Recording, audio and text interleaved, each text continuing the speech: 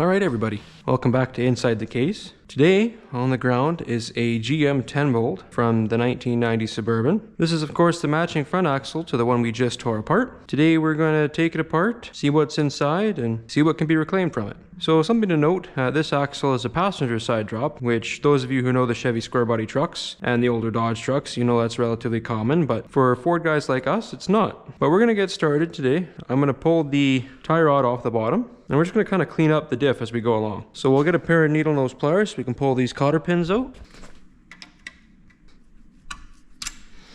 Just like that. Well, that one's going to be a lot nicer. Look at that. We're going to get in here and we're going to take these castle nuts off. 15/16 sits on there pretty nicely. And that one's a different size for some reason. Oh, that came off really nicely. So that one, awesome. All right, now we'll see if the pickle fork's even needed. I have a small feeling that we can just hit that.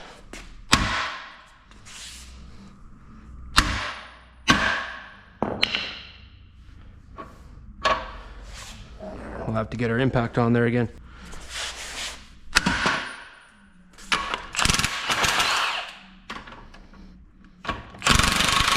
Yeah, we're just spinning that now.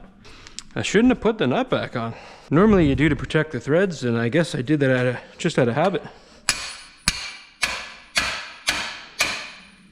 And we'll see if that helps us at all. Alright, so the tie rod's off. Okay, now the likelihood of this 10 bolt utilizing C-clips to hold the axle shafts in, I think, is pretty slim because we have hubs. So in theory we'd have hub nuts. Even with that being said, I think we should still pull the front cover and get the oil out because we have to anyway, so we might as well. So just for the sake of it, let's rotate this back a bit. Now just like for the rear diff, we're going to use a 1/2 inch to pull off our diff cover bolts. Our diff cover might just come off nicely here.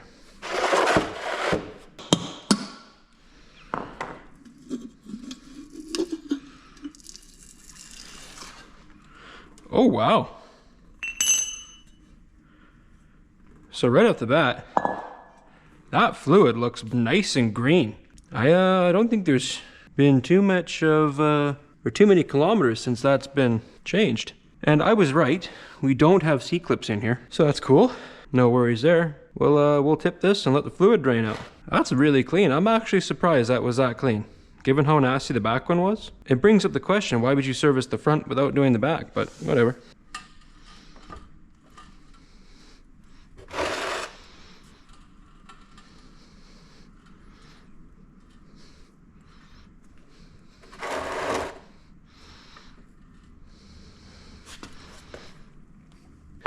I think we're gonna get started on our driver's side hub. But the first thing I'm gonna do is I'm gonna pull this caliper off. And that looks like it's gonna be 2 hex head. But I'm just gonna get in there and make sure that it's all cleaned out. The last thing we wanna do is strip these.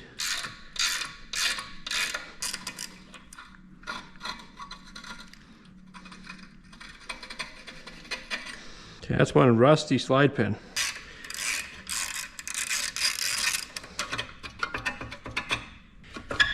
All right.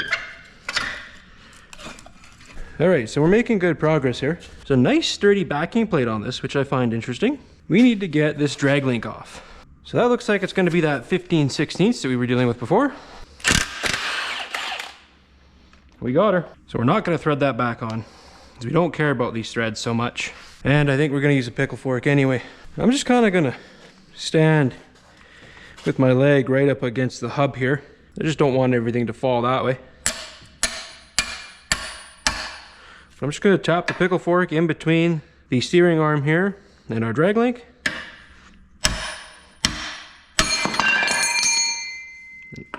Off it comes.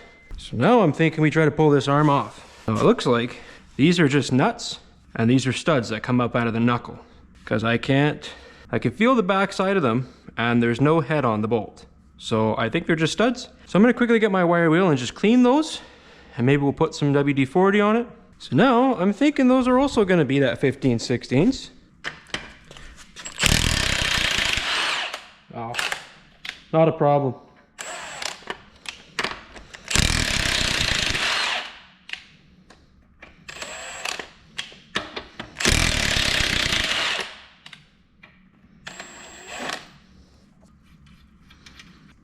probably been on that knuckle for it's probably been on that knuckle longer than I've been alive, so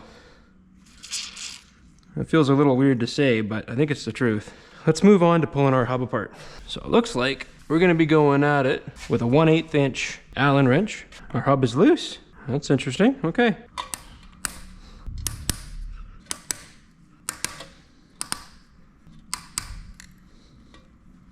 So we'll set that aside. Now we'll take a peek in here. I'm gonna grab that pick. Looks like we got a snap ring in there. I was right. So now we just gotta find the ends of that snap ring. All right, well, there goes my 90-degree pick. I don't think it's supposed to be this difficult, but I'm definitely making it out to be. Oh, I almost had it that time. Oh boy.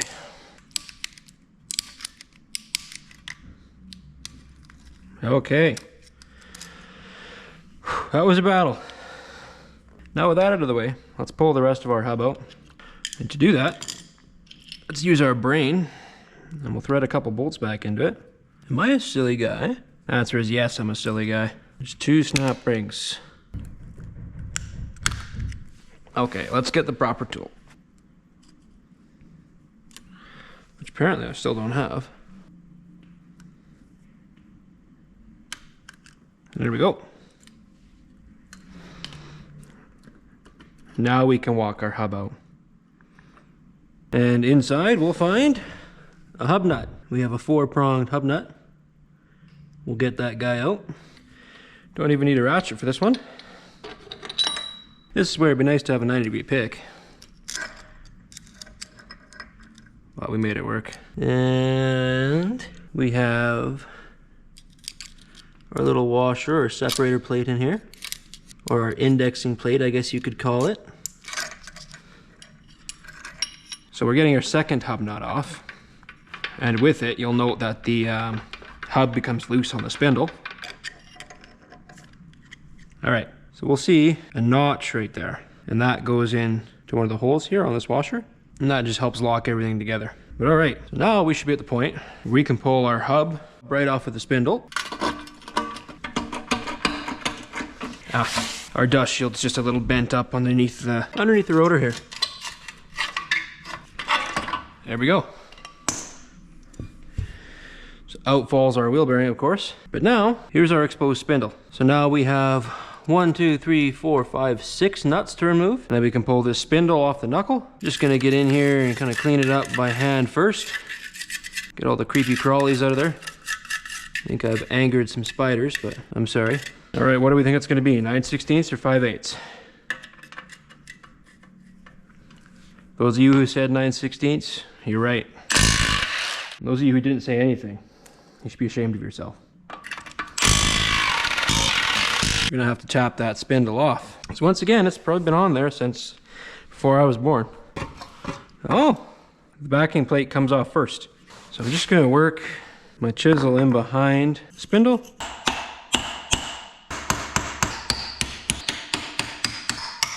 All right. There's just a lot of material in this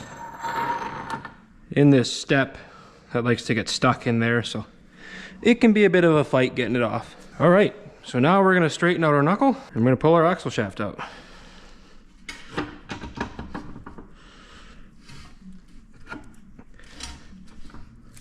So you can see if you look down in here, you can see I'm on the back side of that axle. Okay, so now it should come right out for us. Look at that, it does. Now all that's left on this side is our knuckle. And what I think we're gonna do now is we're gonna get in here with a short socket and a bar. And we're gonna try and undo this lower ball joint nut. And if I had to guess, it's gonna be an inch and 1/8 is my guess. 1/8 it was. I was right the first time. Don't ever doubt yourself, folks. That's what I thought was gonna happen. Oh, well got our bottom one off. So now we're gonna get right back up to the top here. And just like we did before, we're dealing with a cotter pin. And is it gonna fight us? I've got hope. Well, I might have just screwed us, so think we're just gonna throw the impact on it and shear it off. Okay, 1 5/16 inches. Like a glove.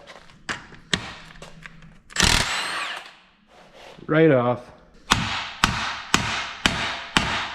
Well, we might finally be able to get this arm off. I only really wanted to get it off because I'm thinking it's kind of in the way of our pickle fork here. Oh, but maybe I'm wrong again.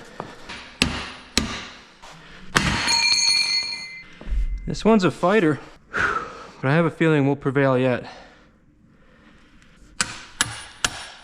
We are fighting 2 tapers at once here. All right, now the pickle fork's got a good bite on that. I think I might have gotten the bottom one. Oh my gosh. We just had to be a little determined, but we got it. All right, I think we're just gonna set this aside for now. Here we can see our other side of the studs for this arm. So now in theory, this arm should just pop off, but it's definitely stuck on there. All right, well that's one side done. Let's move on to the next. All right, everybody, we're gonna get started here on our passenger side. It's pretty much just the same as the driver's side was, so we're gonna get at it. There's our hub. Let's get both our snap rings out of here.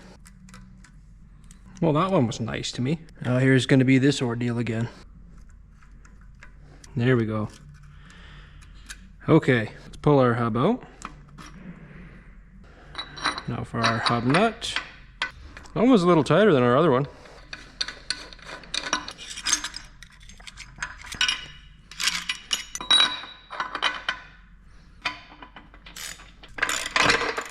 Once again, thank you, Dad, for the use of your sockets. All right, so now we can pull our hub off just like we did the last time. Now what I didn't show last time was how to separate the rotor from the hub. I've shown it before on other Fords, but this one's the same. We're just gonna pound out these studs. You can use a press, you can use a hammer. If this was your axle and you were planning on reusing these studs, you'd wanna put your lug nuts on there just to protect the threads, but I don't really care.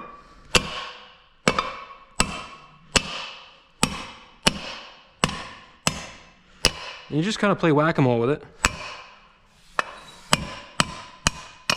Now you might get into a situation like I am, where my hub doesn't want to come out because it's rusted in there. Outer wheel bearing just fell out. So we're just going to tap the rotor. You can see that gap open up. And I'm just going to keep going back and forth until it comes off. Just like that. But that's how we separate the hub. So now we'll get our 9/16 back on our little impact here, and we'll clean out our little spider friends from their home. Poor guys. All right, we're gonna pull our 6 spindle nuts off. Different color grease on the other side, so that makes me think that somebody was into this side, and that would make sense as to why our nuts were so tight. Somebody gave them a good snugging up. Let's tap off our backing plate. Oh, don't even need to. Hey, let's get our spindle off then. All right. There's our spindle. The only thing left on this side is our axle shaft and our knuckle. So let's get at this axle shaft, shall we? We're gonna straighten out our knuckle. Now, just like before, it's getting stuck in there, but just wiggling it out seems to work. There's our axle removed.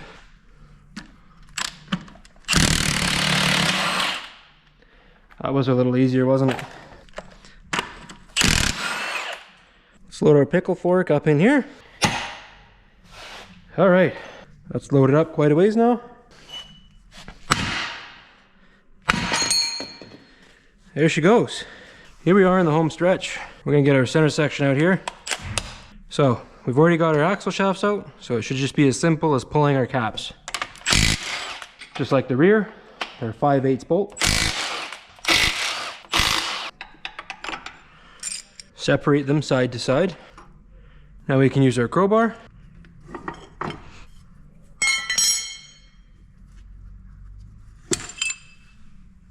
And there's our carrier. So now we'll head over to the other side. We're gonna shove the rag in there. I like to get it nice and under the pinion so that it can't get marked up on the housing with our 1.25" on our impact. Let's get this yoke off.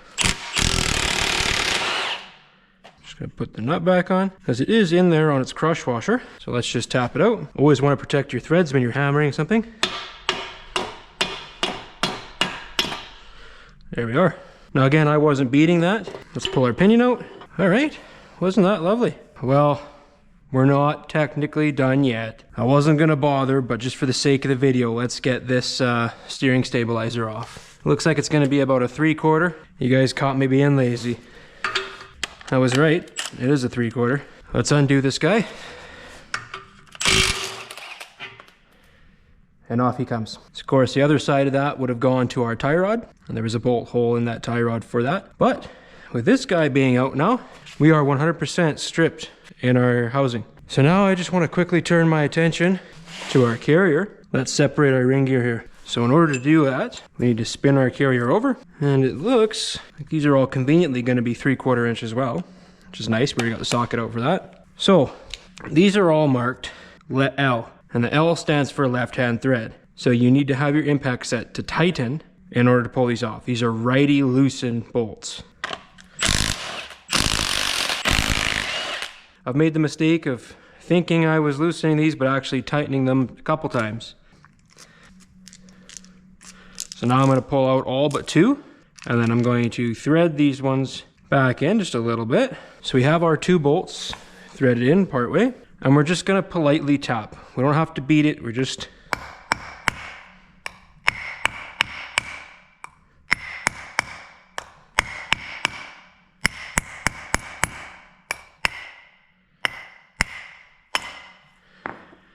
tapping it. And there we go. Note that our bolts are fine, and our carrier is bare. Now we've got a fully disassembled 10-bolt front diff. All right, everybody. Hope you enjoyed. That is, of course, the end of today's video. If you did enjoy, go ahead and leave a like and a subscribe. It helps the channel grow, and we post pretty regularly. I hope I was able to teach you something today. And, well, if I didn't, well, thanks anyway. Thanks again very much for watching, and I'll see you in the next one.